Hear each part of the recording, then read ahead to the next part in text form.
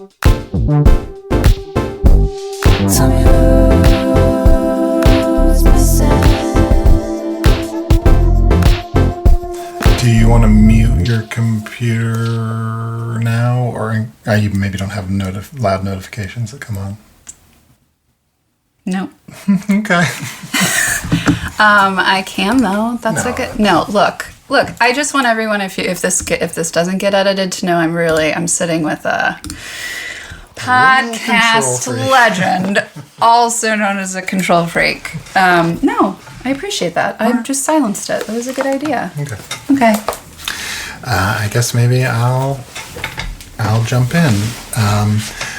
Emily Drake, congratulations on your first season of your podcast, Who's Missing?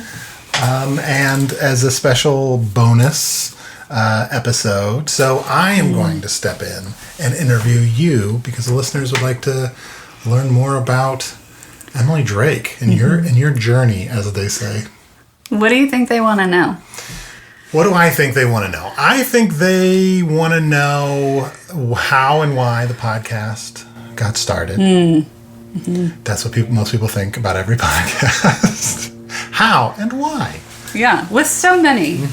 I mean, but maybe, I'm sure a lot of people that listen are already familiar with you and your work, but there might be listeners who aren't. And so, you've worn many hats over the years, many different professions, and I think it's sort of a fascinating journey.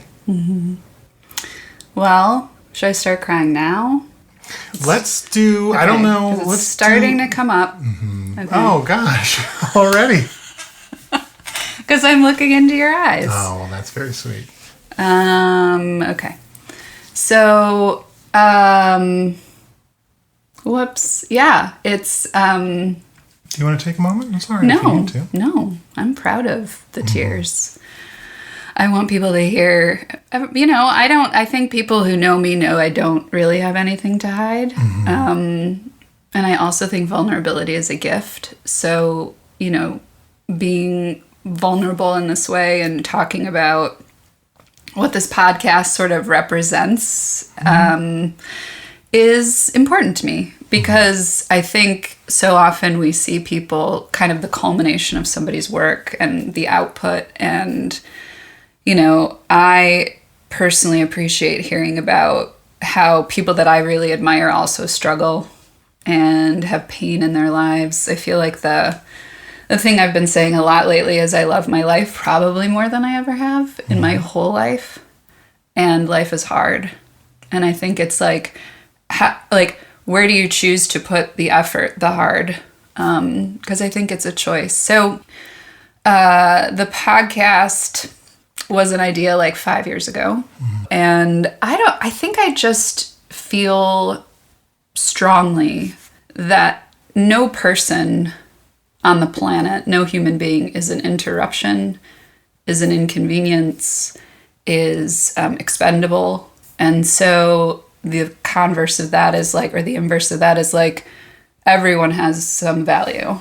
And so I think it's obvious that some people have value because they're out front. And I think in this first season, most of the people I talk to have a presence, you could say, but some of the people don't, and I think as we go into subsequent seasons, I might even be more interested in people who don't have a presence and a following and people know their story. I mean, it seems the name of the podcast, Who's Missing, it sort of seems implied by that, who are we not hearing from? Who are we not hearing from, and who would you maybe not have access to hearing from were it not for me making an introduction? I mean, one of the things when I talk to people, it's immediately the synapses in my brain are you need to talk to this person. Because I'm ultimately on a mission for people to feel less alone. And when I started recording this podcast, it just so happened it was at a time in my life when I was suicidal and really struggling with the question of who am I, And it just so happened that like the first day we recorded, and it's so funny, Christina, who is our producer, I remember that day was actually the day that I had ideation and a plan. And it just so happened, like, and it's, I don't care if you believe in anything, but for me, it was like, were it not for having to show up for her to record the episode, I don't know what would have happened. I don't have premonitions of anything, but it was our relationship and my deep love and affection for my team and the people I work with and relationships in general that I was like, I'm not going to cancel this. I have to show up for it. Which ultimately was like a decision point as I was like pacing around my kitchen, feeling completely outside of myself, to be like, I have to show up for her because I love her. So, this whole podcast isn't like, just trust me, listeners, like not every episode was I suicidal. But it's important to me that people know that even someone like me, whatever that means, a mental health clinician or someone who has an astonishing amount of support in her life. And at the time, we were in a relationship together and I had this team that I still found myself in a place where I wasn't sure I could keep going, and I think the only thing that really distinguishes me from someone who might follow through on a plan to end their life is that I talked about it with people. I wasn't going through it in isolation, and I knew that it wasn't an option. Like, I just knew. And so I said to myself, like, absolutely not. Like, this is, and I had been there before 10 years ago. All that is to say, I think part of the podcast is about who's missing. It's also about, like, what are we not talking about? Like, I love asking people questions that maybe are seemingly unrelated to like a traditional interview, but people are willing to kind of go there. And in fact, I think want to be asked.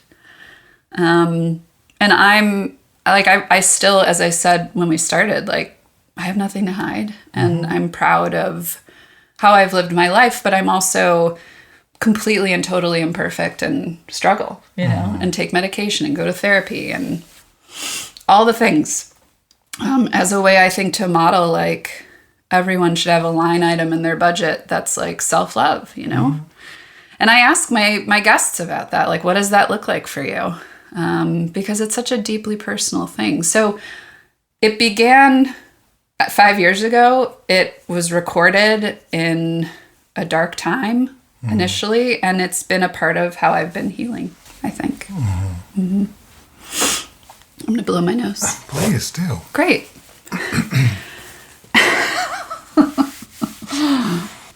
Trying to decide if it's best to dig more into that journey for you in parallel with the podcast, or if it makes more sense to sort of go back to kind of... To when I was born. To you when want to you were start born? 1979-ish, maybe? Sure. Yeah. All right.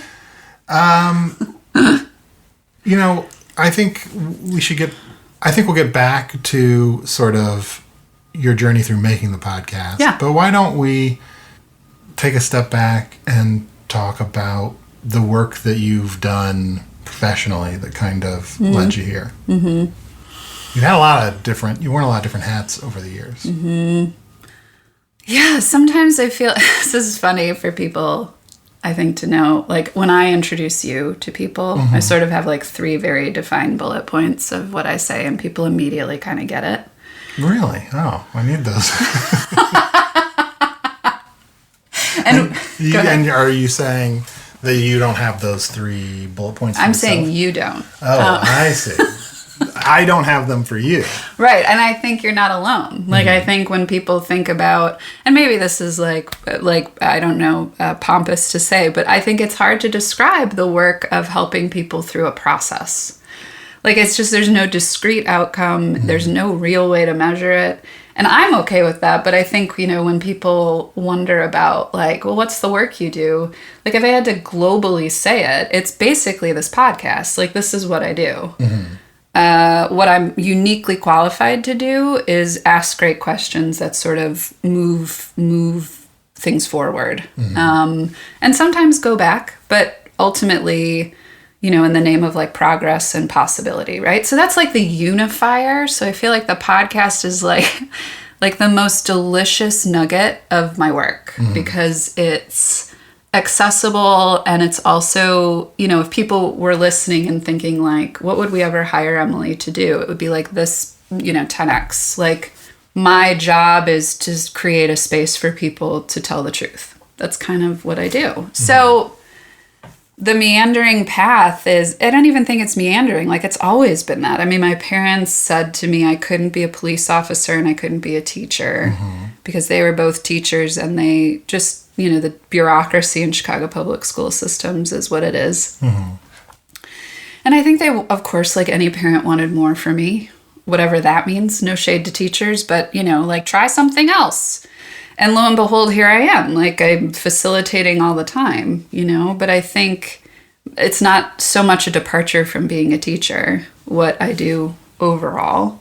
And the mental health clinician part of me, I'm a wounded healer. I became a therapist after my first time touching the void, I switched careers and went from making plenty of money to making like $20,000 a year at age 30, which was really hard. And then, went to graduate school and was like deep in my eating disorder and like got through it somehow and, learned a lot and was so like my first go round in therapy was with kids. And I remember just being like, this is such important work to just hold space and not drive. And that's fucking scary. It's like someone said to me yesterday, and, I know I'm not technically an improviser, but like every room I walk in, I'm like, I don't know what's going to happen. And I'm okay with that. Like that's part of what excites me about what I do, because I don't purport to be the expert or like the person that knows the best way forward. I just know I'm really good at co-creating along the way, so the podcast every episode is a co-creation. I mean, Christina does a great job with like prep questions and everything, but if she were here, and she is, if she were here, she'd probably say, you kind of use like 10% of those questions, which is, probably how it goes. I'm new to this. I don't know if that's how it goes, but that's how it goes for me. So to go back slightly. Yes. When you introduced me, there are 3 bullet points that you use. What are the 3 bullet points I should use to introduce you? I think the first one is she is a mental health clinician and someone who lives with mental illness. She is someone who is gifted at asking questions in contexts where they don't get asked because bureaucracy or routine or the pace of life doesn't allow for that. And I think like I'm a facilitator. I facilitate connection and I facilitate trust. And I do that primarily within a corporate context. And I've decided very explicitly to use my gifts in that setting because I think based on my previous careers, I have experience working in corporate. And I think it's the place that needs the most stretching in that way. So that's what I would say about me. I mean, I'm also like, anytime I say the 3 things, I feel like it's wholly unsatisfying because people are like, wait, what? Still talk to me about it. So maybe if anyone's listening, they can give me branding advice, but that's what comes to me. I bet if you asked me tomorrow, I'd give you 3 different things. And maybe that's not good. I don't know. How about this? Okay. Tomorrow, I'll ask you again. We'll record it and we'll put it at the end. Great. Let's do it. That'll give me a chance to think about it and make it perfect. But that's the thing. Like, here, I have a successful business. without ever having to be like, I take your talent strategy from 10% return on your engagement results to 20%. So I guess it's like inconsequential to me to be able to, but I guess I should. That's a good question. That sort of, I don't know if this is too in the weeds or not. You tell me. Probably. What do you feel like with your facilitating? Yeah. What would you say is the biggest difference between what the clients often assume it's going to be and what it is? Well, they assume it's going to follow the agenda that they have in front of them. And it does. But I think they assume that that the outcome is going to happen in the room. And what really happens is it starts there and then sort of all the magic happens in between sessions, you know? So there's an assumption that like, I'm going to make something happen. And I think the reality is that something does happen. It's just there's no way for us to predict what it's going to be. So part of the tension, I think, is really like with every client that I have, building that trust to be like, I've got a plan. I'll show you the deck. Here's the timestamps of what I think this will take. And let's see what happens. Because it's really risky. Like, I think that the leaders who decide to have any kind of facilitated work from the outside come into their organization are really brave, because it's a roll of the dice. And here's the thing. It's a roll of the dice that returns every time. And I'm just going to say it. Transforming people's lives. So is it a roll of the dice in that, the measurement is a little different than maybe some like skills-based training, but it builds community in such a way that, the return is, I don't know, it's just impossible to ignore. It's funny, I'm feeling bored talking about this. Oh, okay. Well, then we should talk about something else. No, because, bored is not the right word. I don't know if you get this feeling ever, but like when you feel like you're selling something versus like... Oh, sure. Yeah. And it feels like I'm now moving into a sales piece versus... Feeling slightly less you're not feeling as authentic as you want to feel in this moment. Well, yeah, because the podcast isn't about that. And it sort of explicitly is like not about the Collective Academy and not about leadership necessarily even, or facilitating, because I think...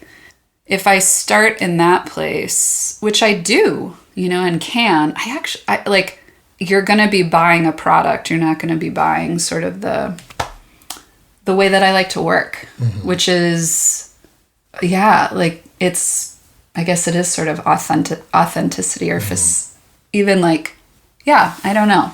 So it just doesn't feel great in this moment to talk about like what we do. Sure. Yeah. I mean, look, it seems like you could do a podcast about like, hey, this is how I facilitate, this is what I do, and I'm sure that would be an excellent podcast. But this is something different. This is, more organic and authentic one-on-one conversations with people. And you, more than almost anyone I know, a lot of people. And you just seem to connect very quickly with everyone you meet. Even like people you're not meeting, you're just sort of like in a space with, and you're like, you're interesting. And sort of bring them into your orbit. Yeah, we were traveling recently. Where were we? Wisconsin. Where did we go? Michigan. And, there's a variety of ways to like figure out where you're going to go for breakfast. Most of them are in your hand, right? Like your phone. And I just think like a compass, map, good handheld map, divining rod. Maybe you're actually holding breakfast in your hand. Yeah, and you're like, here's where I'm going for breakfast right here. Right, I have an Egg McMuffin. What are you talking about? I'm putting this in my mouth. I like to move through the world in conversation. I mean, it's just sort of unsatisfying to me to like see what the ether says. I really would rather be like the checkout person, I think, at the grocery store. I was like, where should we go? Where do you guys go for breakfast? Mm-hmm. And one guy said something, and then there was like +1, this other guy, and then he was like, well, do you want fancy? And or like diner? And I was like, definitely diner. You know, and I don't know that we went to that place, just to be fair. Because it was closed. It was Monday. Yeah. We tried. But that's how I get to know the world, I think, is like, and then you wind up having a conversation that it's like, it just feels authentically led versus like, mm-hmm. I don't know where to go and I don't know what's best. And yeah, I just prefer like life to kind of meander through touchstones and connections. But I mean, I've never been shy. I've never really felt particularly lonely about connecting. I've felt shy and lonely in my life, but like it's, to me, reaching through and connecting is my gift. Mm-hmm. And it's, you know, very rarely in my life have I not been able to do that. In fact, like what I'm working on right now is like not being as helpful and not being as connected because I'm putting down roots with you. And like, I want to be around you and I want to be close to my mom and I want to be close to my team. And like, I don't have infinite energy, you know, I really don't. And like, honestly, my experience this spring with mental illness was a result of like, if I had to like think about why it happened, I don't know why, that's the truth, but you know, depletion. Mm-hmm. And it wasn't just like physically depleted because I wasn't sleeping at the time. But it was also just like there's so many ways to be depleted. Mm-hmm.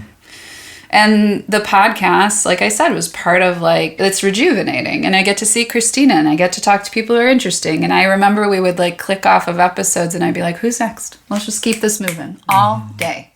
All day I could talk to people. When you put together the roster of people for season 1, yeah, how did you decide who you wanted to talk to? Well, I remember you and I were having dinner or lunch on Devon. And I remember saying to you, God, I cannot find any men to talk to. Like, but I was like having an easier time thinking of like women that inspire me, who identify as women. And I remember you saying like, well, we hear from men plenty. Yeah. So, who cares? Yeah. Right. Already the amount that they're hearing my voice in this episode is too much. And so how did I pick? I mean, it was pretty intuitive. I just thought about who do I want to talk to that I haven't talked to in a while. And the first season is really people I know or have some sort of, you know, connection to in the real world. The second season probably won't be as close in terms of like the concentric circles of community, maybe it will. I don't know. I don't know if this will be helpful to hear or not, but like I didn't have a strategic plan going into this. Mm-hmm. I wasn't in any way like calculated about who do I want to talk to. People would come to mind. I would sort of, I was thinking very much about diversity. Thinking about diversity in age, which is why you'll hear from a teenager, you'll hear from my mom, who's 83. I was thinking about diversity in background. I mean, when we interviewed Dr. Murphy at the Detroit Zoo, it's like, who, how, when do you ever get to talk to the CEO of a zoo?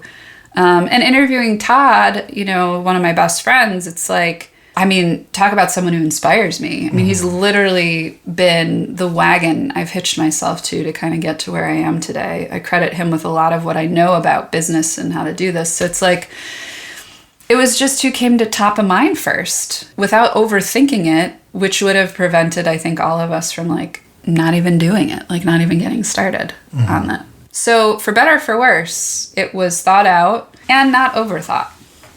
What were the things that surprised you the most, either in individual episodes or just of the process itself? I'd be curious what Christina would say as like the listener. It's interesting as the interviewer because I've listened to all the episodes. Okay, so one thing would be every interview, I would tell Christina, this is too short. Like, I want more. So I don't know if everyone's going to have that experience, but I got to talk to them for a whole hour and I wanted more. It surprised me that I was like, this is not enough time. Like, I want to keep talking to you. And then hearing the episodes being like, wait, no, more. Like, I want more questions. I feel like there's more story here. And that's just, typical Emily Drake. Like, I can't get enough. But that surprised me. I think it also, it surprises me. I suppose that people consider it like an honor or a privilege to be interviewed. I think, and I take that really seriously, like someone's story, because this is like real life stuff, is in like the archive now. And that isn't a throwaway item for me. I sort of think about it as like, the episode we did with Elise Agnello, she talked about her family a lot toward the end, and I hope it makes the cut. If it doesn't, just know that she did. And it's like, God, I would love for her to be able to forward this to her family, for them to be proud of her, but also just to feel like, oh, I can hear her voice, I can hear her story anytime I want. So that surprised me that I was a docent in a way, but I guess it shouldn't, because that's what I do. But that people were really quite tickled by it. So yeah, that surprised me. I think it also was surprising, man, this is my podcast. This is a true team effort. Like, Christina learned how to edit, and I don't know that she learned how to produce, because she's got, a lot of experience in the acting world and doing some directing.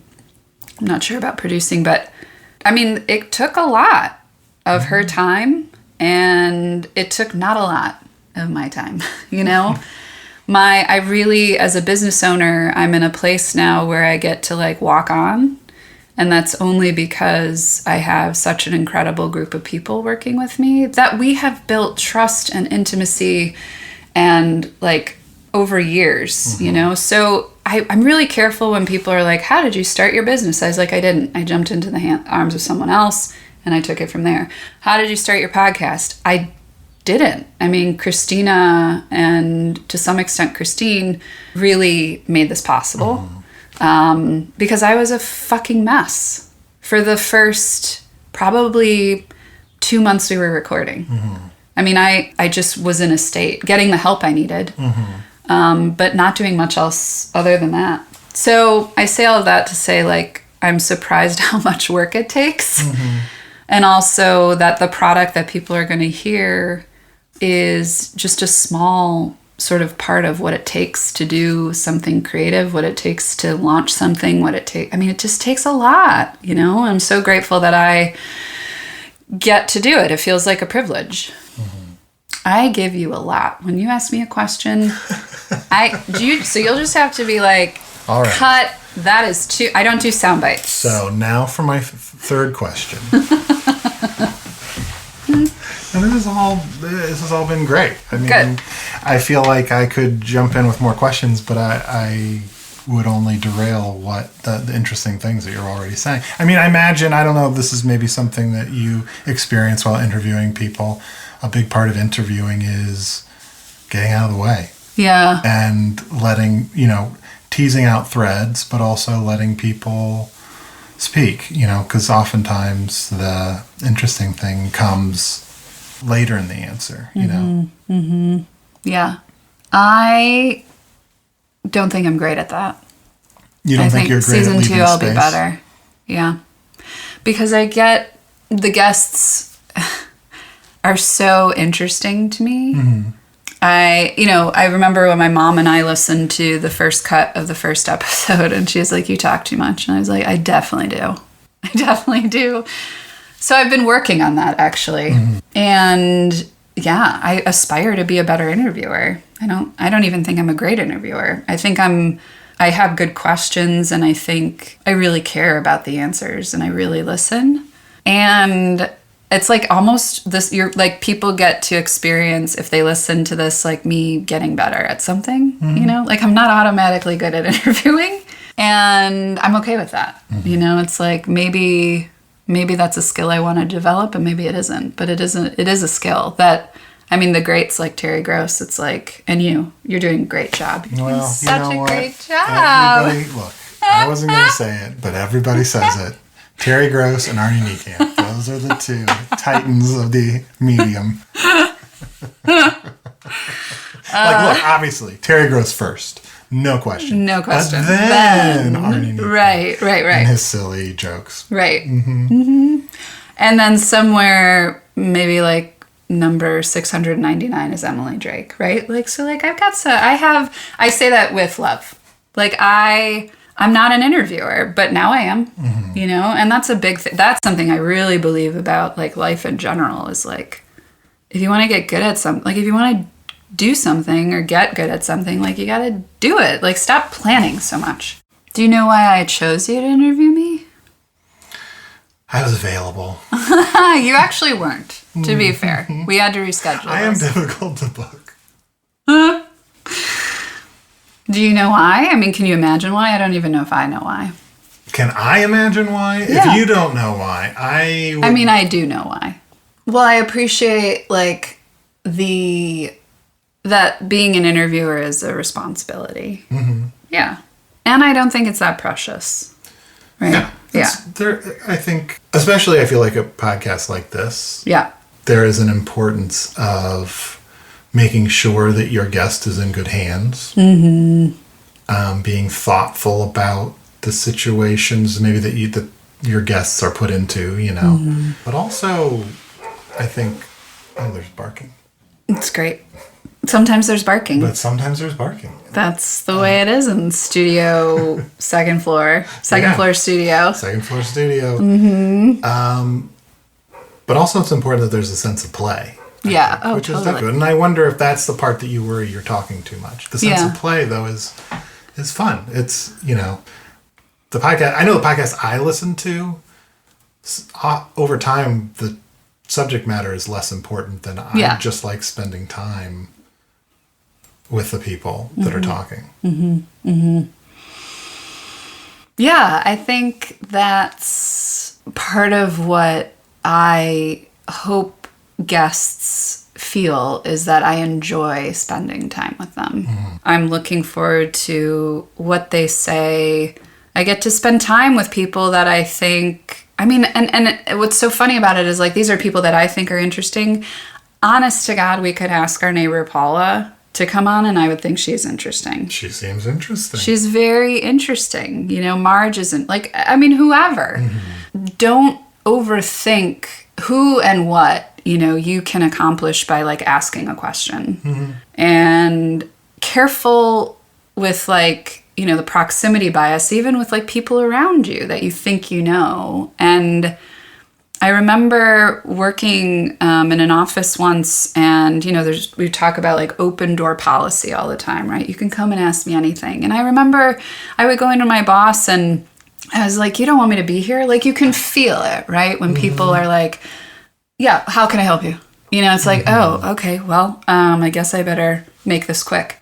I think all of us, myself included, could stand, and I already said this, but like, nobody is an interruption. Like, everybody has something, like, nobody's coming to you to be useless, you know? So I don't know. It just, to me, wanting to spend time with people and hear what they have to say and just be in conversation is, I think it's a scary thing for some people.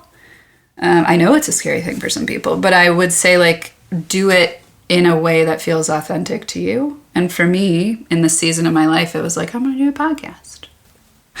Have you always been this outgoing?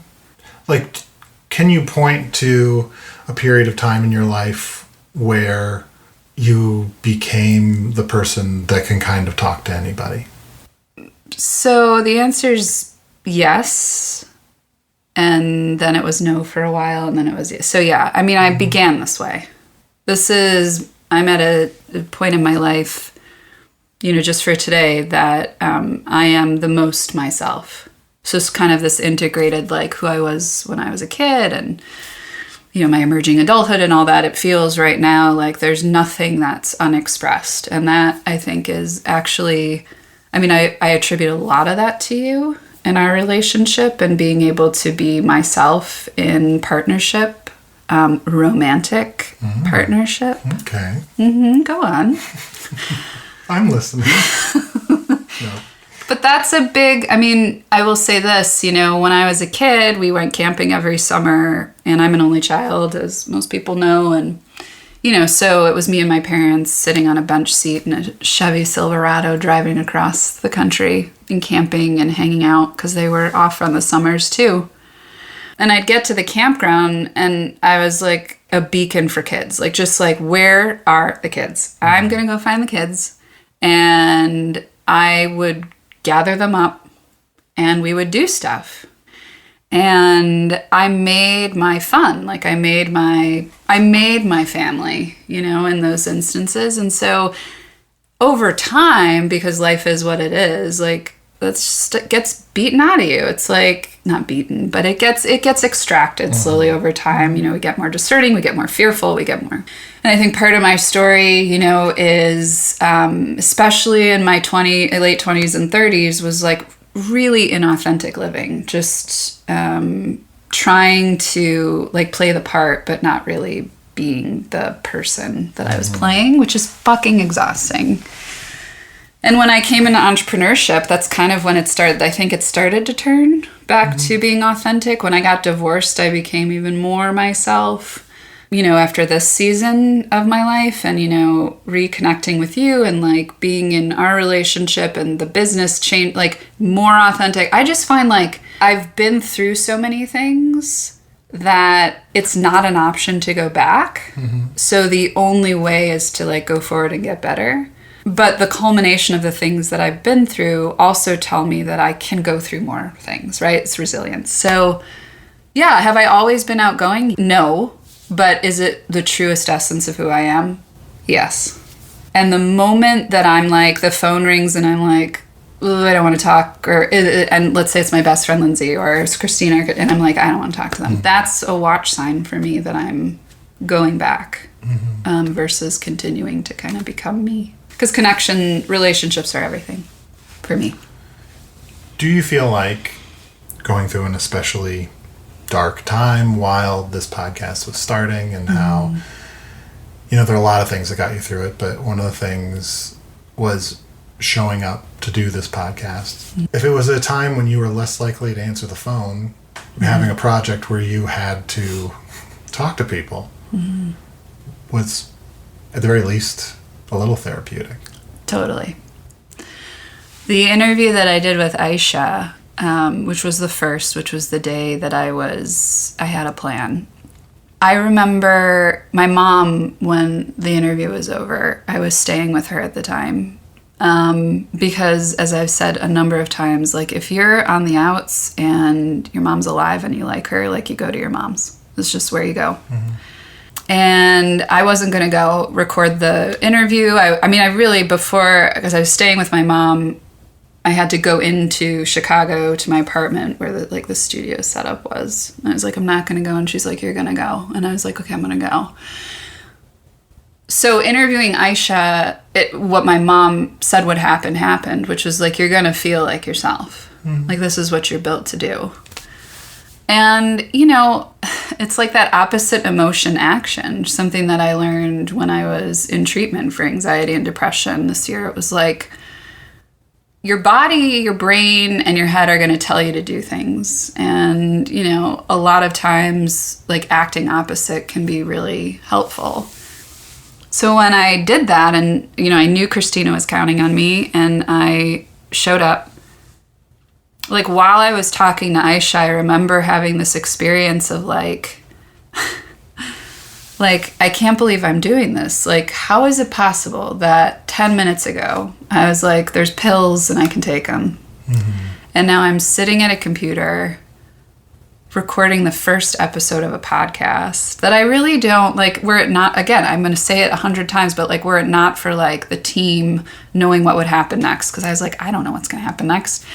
it just felt so taken care of. But I felt like myself for just an hour. And then I got off the episode and I was like, I better call for help. Like, I better call and, you know, go back to my mom's and get home safe, but like call my doctor and like it's time to step it up. So it was really about, like the podcast is like my true self, you know. It really is. It's a chance for me. So it's like, on the one hand, I hope everyone listens to it because I think it's awesome and the people I talk to are awesome.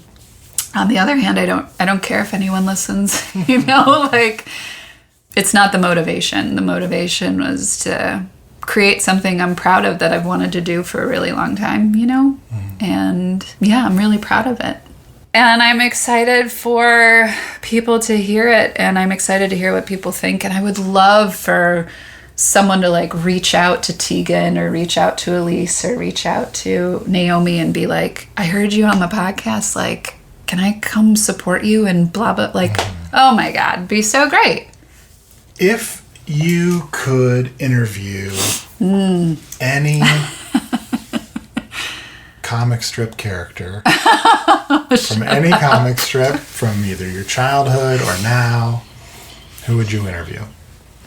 Oh, comic strip, like Sunday comics? Or an animated character that I like? Any animated character. This is such an Arnie question.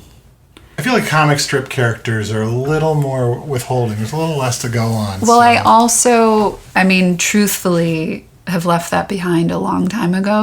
What comics are available. Can you get a newspaper? Yeah, can you go get USA Today? I think it might be Calvin and Hobbs, but like separately. They're not like in couples counseling together? No. I think Calvin is just such a great amount of mischief and like redemption and friendship in that comic strip. So I'd actually want to talk to him like independent of Hobbs. Like, who are you, the man, the boy, right? I'm assuming he grows up but maybe he doesn't. He never grows up. What's it like to never grow up, get older? That would be such an interesting question. Like, what's it like is he 6 or something, 5 or 6? Like, what's that like to just stay a kid forever? That's whenever I think of Calvin and Hobbes, I always think of him crashing. I don't even know if that's right, but maybe. Yeah, writing is... Is it a scooter, skateboard? Wagon? Like wagon. A red wagon. Yes. Ride down the hill. The hill and steers with like, yeah. I mean, we were talking the other day, I think I was with you. I can't remember where we were, about rolling down hills. Was I with you? I think so. Yeah. I think it was with your friends. Look, I have so many conversations about rolling down hills. I know. It's like, where do we begin? At the top of the hill. And I was just like, when was the last time you rolled down? I mean, it was definitely when I was a kid. And it's like, well, then go do it. Go do it right now. And it's like, oh, okay. I guess that's an option. So I guess, yeah, it would be Calvin. I'd start with Calvin. So, yeah. You have a heart out in 4 minutes. Okay. Then I'm trying to think if there should be a... Well, Emily, thank you for coming in. You're welcome. It's been a real pleasure to have you here. We'll have you back sometime. Thanks. And I would like to say, on this, I'm the surrogate for the listener. And on behalf of the listeners, I would just like to say thank you. I love you, and I'll see you at dinner. Okay, what are we having? Oh, I don't think we're eating together tonight. But anyway. Oh, yeah. I'll see you for Claim to Fame. Arnie and I are watching reality TV right now. So I'm definitely... Much to my chagrin. Yeah, I'm definitely... making her life worse. I'd like to formally apologize for